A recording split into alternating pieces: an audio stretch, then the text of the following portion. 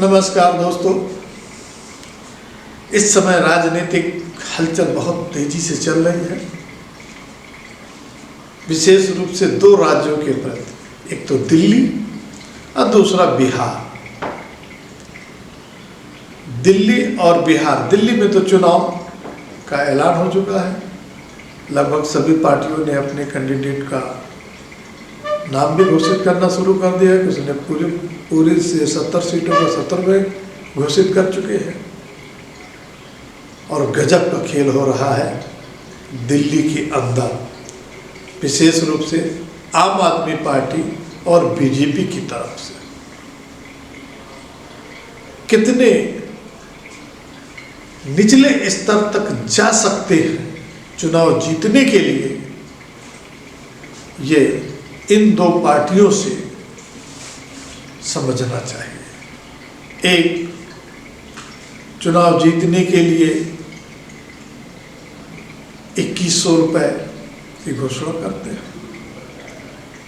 महिलाओं के लिए, और उन्हीं का विभाग बाल विकास पुष्टाहार मना कर दे, ये बड़ी हैरत की बात है। अभी तक इतिहास में भारत के जितने भी राज्य हैं, वहाँ के मुख्यमंत्री, वर्तमान मुख्यमंत्री ने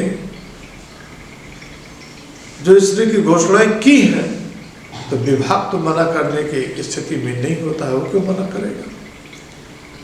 चाहे बिहार हो, उत्तर प्रदेश हुआ हो, महाराष्ट्र, हरियाणा या जितने भी चुनाव में हर पार्टी अपने अपना घोषणा करती हैं, लेकिन जब बाल विकास पुष्टाहार ने मना किया है तो वो अपने बूते तो नहीं मना कर सकता है, कहीं न कहीं उनके ऊपर दबाव जरूर पड़ रहा है।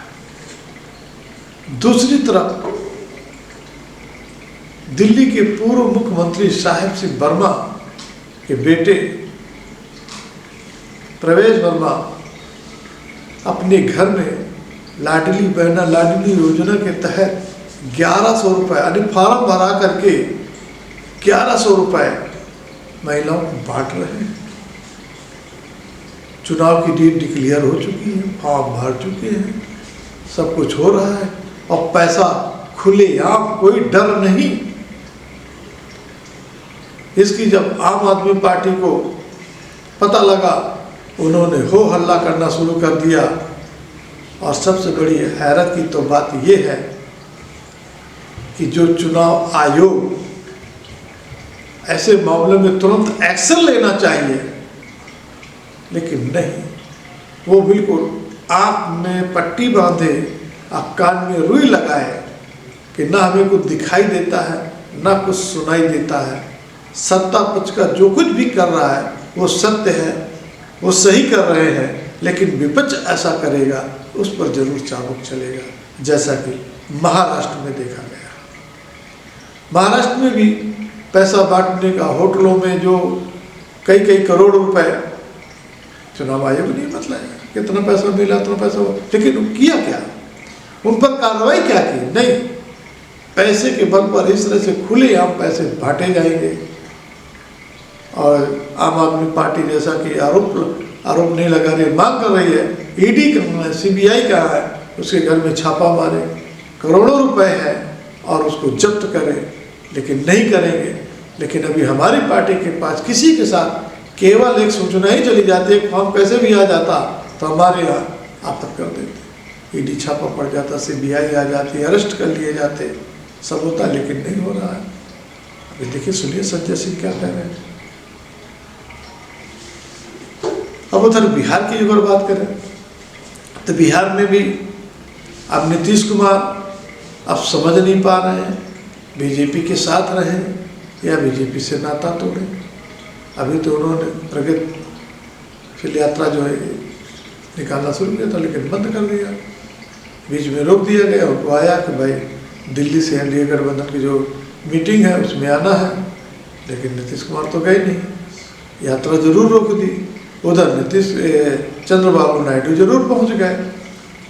अब नीतीश कुमार को समझ में नहीं आ रहा हम एनडीए के साथ रहें या एनडीए का साथ छोड़ें, क्योंकि नीतीश कुमार की जेडीयू के जो सांसद हैं अधिकांशतः बीजेपी यानी अमित शाह के साथ खड़े हो चुके हैं।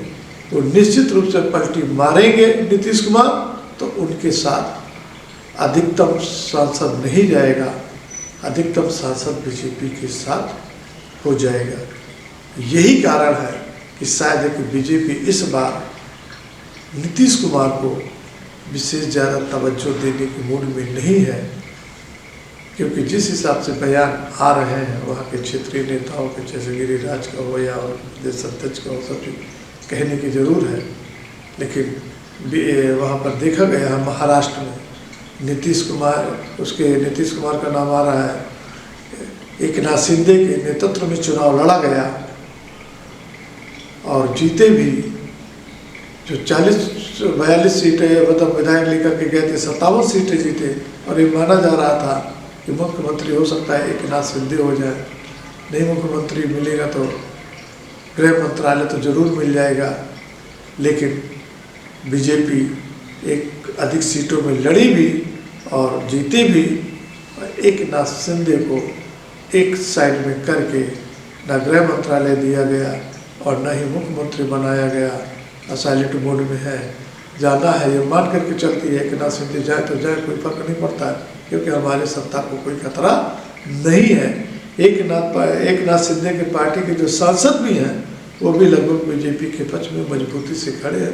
तो एकनाथ शिंदे की भी मजबूरी है, वो किधर जाएंगे, कैसे जाएंगे।